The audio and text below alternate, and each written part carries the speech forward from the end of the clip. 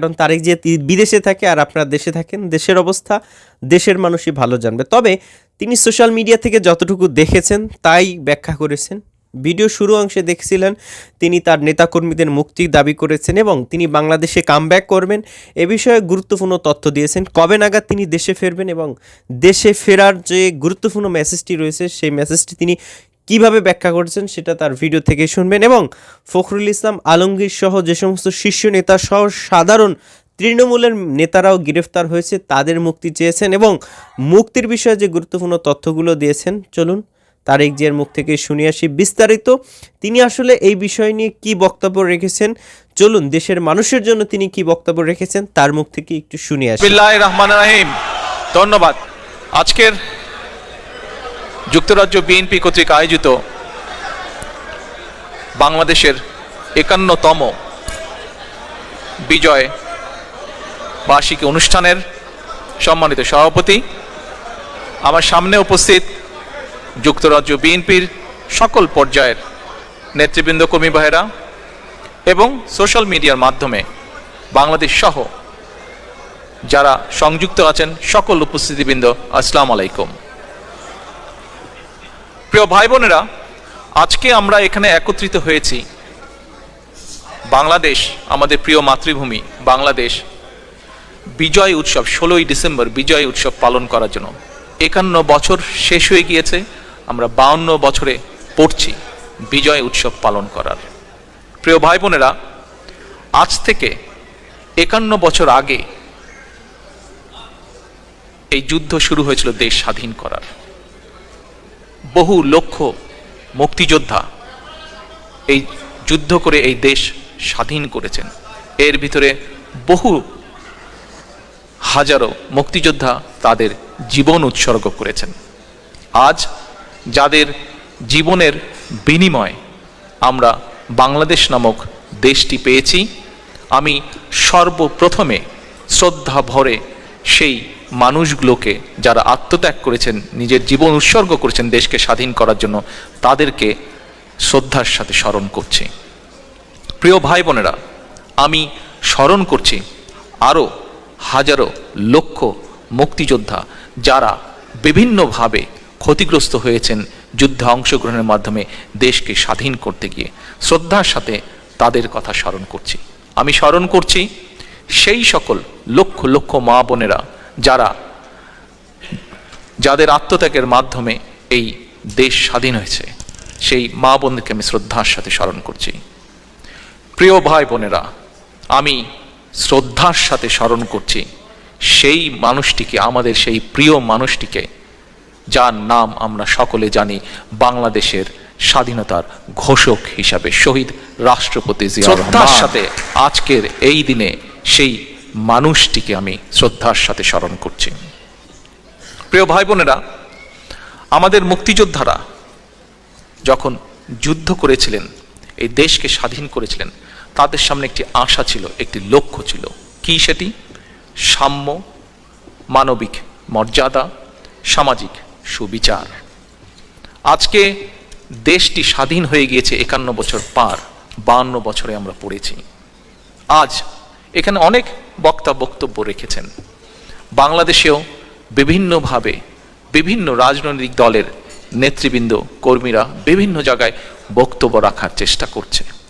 আমরা যদি পত্রপত্রিকাগুলোর খবরগুলো দেখি, সম্পাদকীয়গুলো দেখি, উপসম্পাদকীয় দেখি, আমরা যদি সাধারণ মানুষগুলোর কথা শুনতে পাই, তাদের সাথে কথা বলতে পারি, তাহলে বাংলাদেশের শতকরা প্রায় ৯০% মানুষ, বাংলাদেশের শতকরা বিবেকবান সচেতন ৯০% মানুষ আজ এক বাক্যে একমত যে যেই সাম্য, যেই মানবিক মর্যাদা, যেই সামাজিক সুবিচারকে সামনে রেখে মুক্তিযোদ্ধারা জীবন উৎসর্গ করে, যুদ্ধ করে, সর্বপ্রকার ত্যাগ স্বীকার করে এই দেশকে স্বাধীন করেছিলেন, সেই সাম্য, মানবিক মর্যাদা, সামাজিক সুবিচারের একটিও বর্তমানে বাংলাদেশের বর্তমান অবস্থায় একটিও নেই।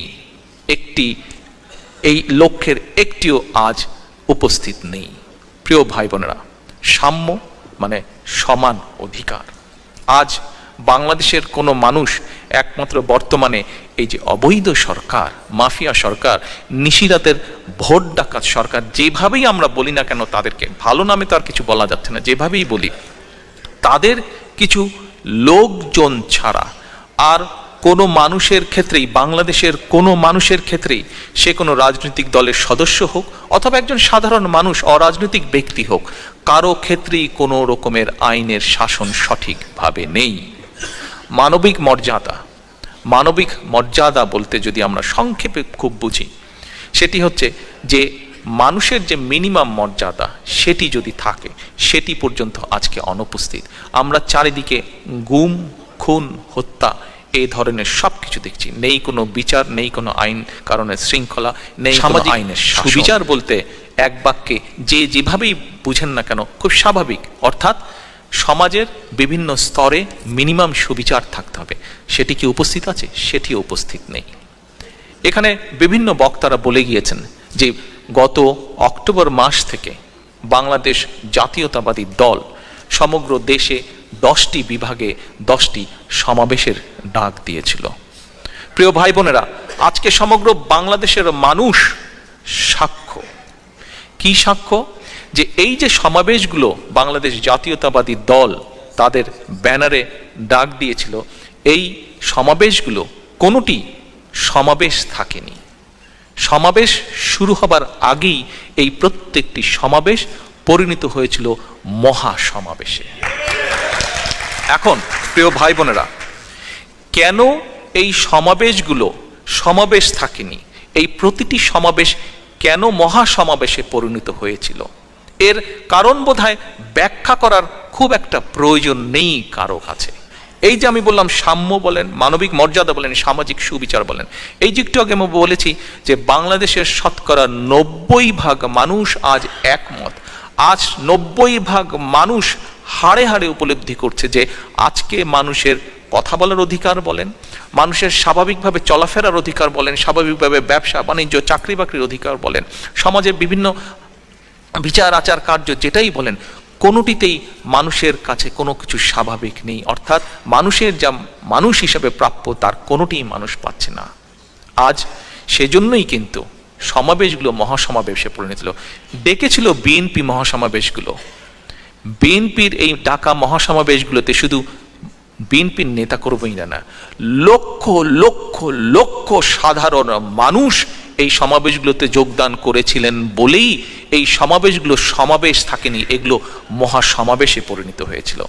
আপনারা নিশ্চয়ই দেখেছেন যে সমাবেশগুলোর বিভিন্ন খবরাখবর, ছোটোখাটো খবর, বিভিন্ন বড় খবর, ছোট খবর বিভিন্ন পত্রপত্রিকায় এসেছে। সেখানে কি এসেছে? বহু সাধারণ মানুষের কথা এসেছে। 80 বছরের বৃদ্ধ মানুষ হয়তো 80 কিলোমিটার 100 কিলোমিটার দূর থেকে হেঁটে এসেছে। বহু মা বোনেরা সেখানে উপস্থিত হয়েছে। তারাও বিভিন্নভাবে বহু কষ্ট করে সেখানে এসেছে। কেন কষ্ট করে এসেছে?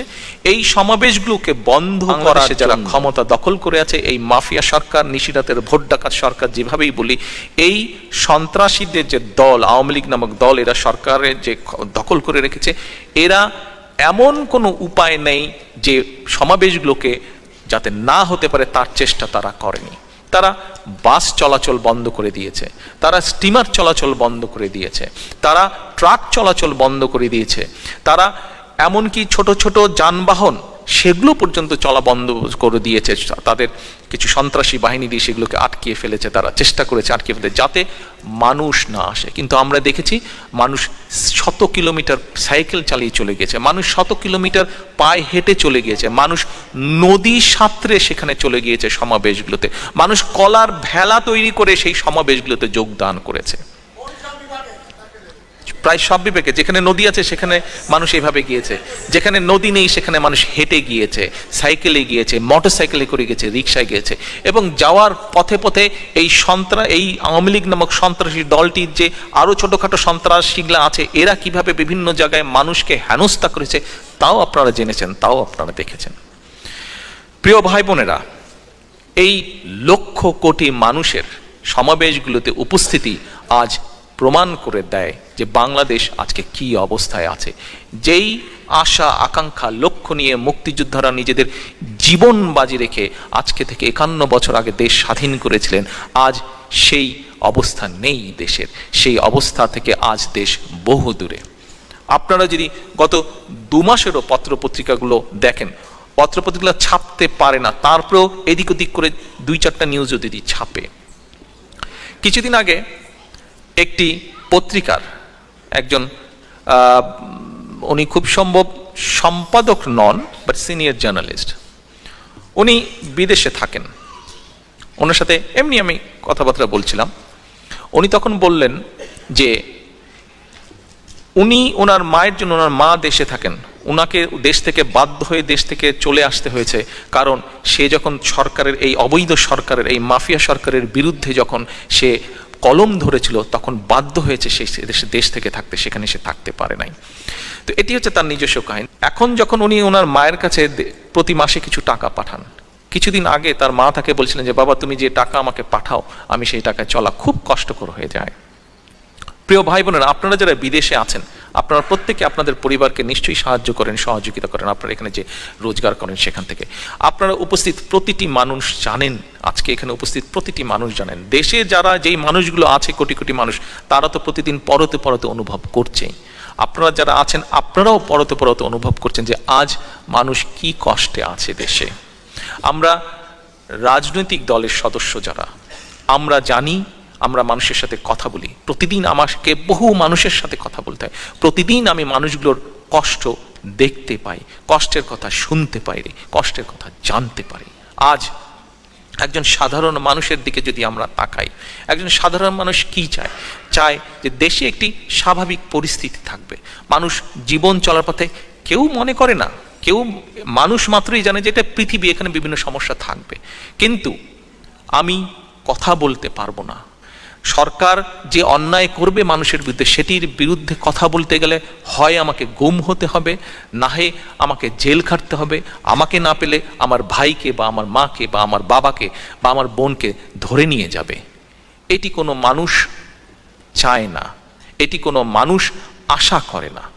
কিন্তু প্রিয় ভাই বোনেরা, এটিই আজকে সত্য, এটিই আজকে সত্য বাংলাদেশে, যে এই নিশিরাতের সরকারের বিরুদ্ধে যদি তাদের অন্যায়, অবিচার, তাদের চুরি, জালিয়াতি, তাদের অন্যায়ের বিরুদ্ধে যদি প্রতিবাদ করা হয়, তাহলে আজকে মানুষের সেই দশাই হয় যে হয় তাকে উঠিয়ে নিয়ে যায়, আর না হলে তাকে জেলে দিয়ে দেয়, তাহলে গুম করে, নাহলে তাকে খুন করে।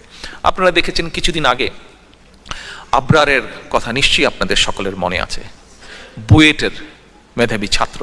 আবরারকে কেন হত্যা করা হয়েছিল? আবরারকে হত্যা করা হয়েছিল সে দেশের স্বাধীনতা সার্বভৌমত্বের ব্যাপারে কথা বলেছিল। দেশের স্বাধীনতা সার্বভৌমত্বকে কিভাবে বিকিয়ে দেওয়া হচ্ছে তার একটি ছোট্ট উদাহরণ তুলে সে প্রতিবাদ করেছিল, সেজন্য তাকে জীবন দিতে হয়েছে। শুধু আবরার না, বুয়েটের আরেকজন ছাত্রের কথা, মাত্র কিছুদিন আগের ঘটনা, ফারদিনের কথা আপনারা পত্রপত্রিকায় পড়েছেন। আজকে আমরা কি দেখেছি? এই সন্ত্রাসী আওয়ামী লীগ নামক সন্ত্রাসী দল, তাদের সাঙ্গপাঙ্গরা মিলে এই ছেলেটাকে হত্যা করেছে। কিন্তু আমরা কি দেখছি?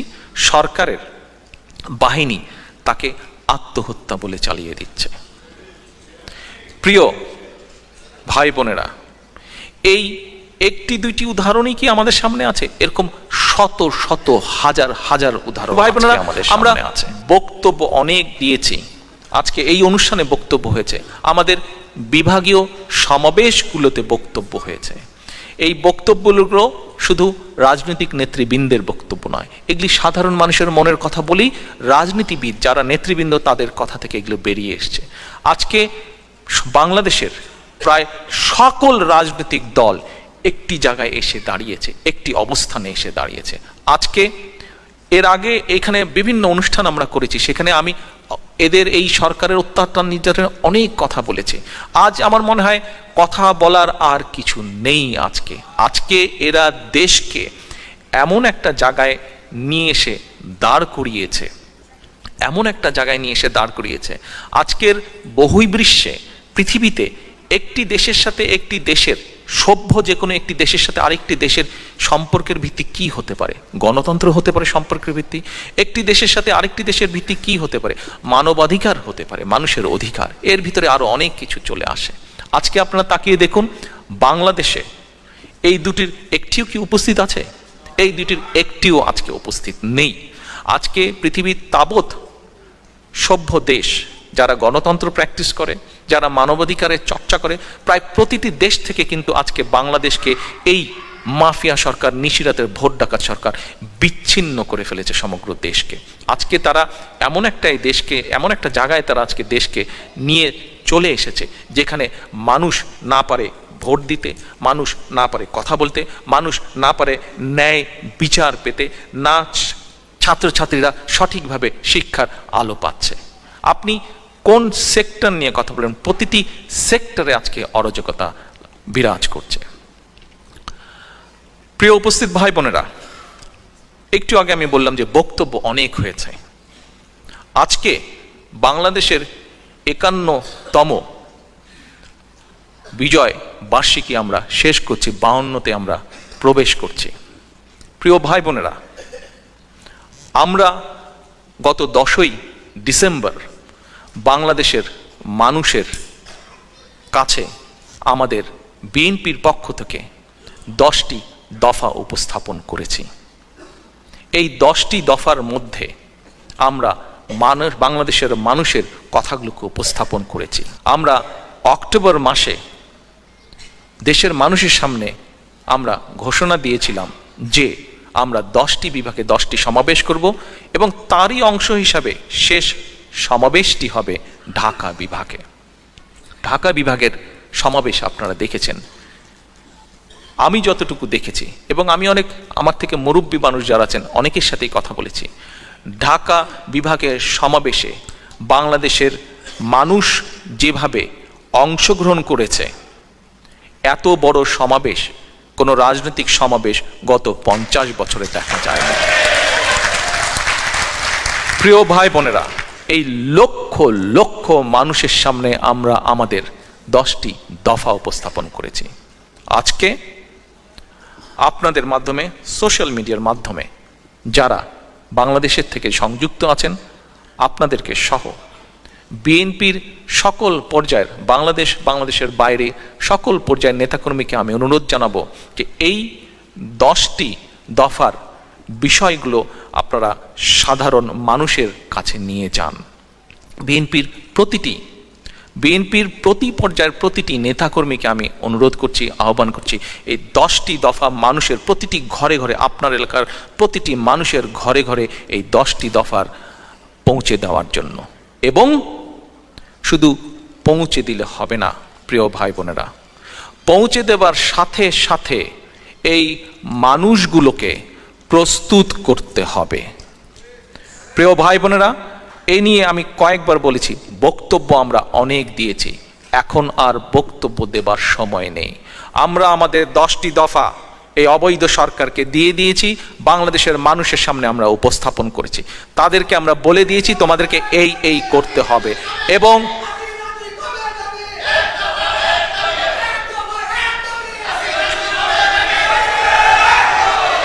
যুবদল নেতৃবৃন্দ, বসতে হবে। এই 10 দফা শুধু ঘরে ঘরে পৌঁছে দিলে হবে না, এই 10 দফার জন্য আজকে মানুষকে প্রস্তুত করতে হবে। কেন? কারণ এই 10 দফা কিন্তু শুধু বিএনপির দফা নয়, এই 10টি দফা হচ্ছে এই বাংলাদেশের প্রতিটি গণতন্ত্রকামী, গণতন্ত্রে বিশ্বাসী, ভোটের অধিকারের বিশ্বাসী প্রত্যেকটি মানুষের দাবি। আজ প্রিয় ভাই বোনেরা, আজ আপনারা দেখেছেন, আপনারা জানেন, আপনারা শুনেছেন, আপনারা দেখেছেন কি যে আজকে আমাদের হাজার হাজার হাজার নেতা কর্মীকে আজকে জেলি বন্দি করে রাখা হয়েছে, কিন্তু আমাদের নেতাকর্মীরা তারপরেও, গণতন্ত্রের বিশ্বাসী নেতাকর্মীরা তারপরেও থেমে নেই। আমাদের শত শত নেতাকর্মীকে হত্যা করা হয়েছে, হাজার হাজার নেতাকর্মীকে বিভিন্নভাবে অত্যাচারিত, নির্যাতিত করা হয়েছে। কিভাবে আমাদের ঢাকার সমাবেশকে বাধাগ্রস্ত করা হয়েছে আপনারা দেখেছেন, কিভাবে পল্টনে আমাদের অফিসকে কিভাবে ভাঙচুর করা হয়েছে, সেখান থেকে আমাদের শত শত নেতাকর্মীকে গ্রেফতার করা হয়েছে। শুধুমাত্র গ্রেফতার করেই ক্ষান্ত হয়নি, আমাদের দলের মহাসচিব সহ আমাদের আরও সিনিয়র নেতৃবৃন্দকে রাতের অন্ধকারে গ্রেফতার করা হয়েছে। প্রিয় ভাই বোনেরা, একটি দল, একটি সন্ত্রাসী দল বা একটি রাজনৈতিক দল কতটা জনবিচ্ছিন্ন হলে, কতটা জনগণের ভয় ভীতি শিক্ষিত হলে এই কাজগুলো করতে পারে। সব সময় মনে রাখতে হবে, এই ধরনের সরকার সব সময় জনগণকে ভয় পায় এবং সব সময় তারা জনগণকে দাবিয়ে রাখার চেষ্টা করে। আজ বাংলাদেশে যে 10টি মহাসমাবেশ হয়ে গিয়েছে, এই 10টি সমাবেশের প্রত্যেকটি সমাবেশ আজকে প্রমাণ করেছে যে বাংলাদেশের মানুষকে দাবিয়ে রাখা যায় না কোনোভাবে। তো তারেক জিয়া তিনি আসলে দেশের বাইরে থেকে যতটুকু দেখেছেন সোশ্যাল মিডিয়ার বদৌলতে ততটুকু তিনি মানে ব্যাখ্যা করেছেন। তো দেশের অবস্থা আসলে দেশের মানুষ শান্তিপ্রিয়ভাবে থাকুক। আসলেই আপনি বিশেষ করে আমার অডিয়েন্সের মধ্যে থেকে তারেক জিয়া যে কথাগুলো বলেছেন, এই কথাগুলো আসলে আপনার কাছে কতটুকু যৌক্তিক মনে হয়েছে কমেন্ট সেকশনে জানাবেন, এবং তারেক জিয়ার কাছে আপনার কোনো দাবি থাকলে সেটাও কমেন্ট সেকশনে জানাতে পারেন। এই কমেন্টগুলোও কিন্তু উপর পর্যায়ে মানুষগুলো দেখে এবং তাদের কাছে কিন্তু এই কমেন্ট থেকেই আপনাদের মতামতগুলো কিন্তু তাদের কাছে অনেক সময় পাঠানো হয়। তাই সাবধানে অবশ্যই মতামত দিতে কেউ ভুল করবেন না। ভালো থাকবেন সবাই। আসসালামু আলাইকুম ওয়া রাহমাতুল্লাহ।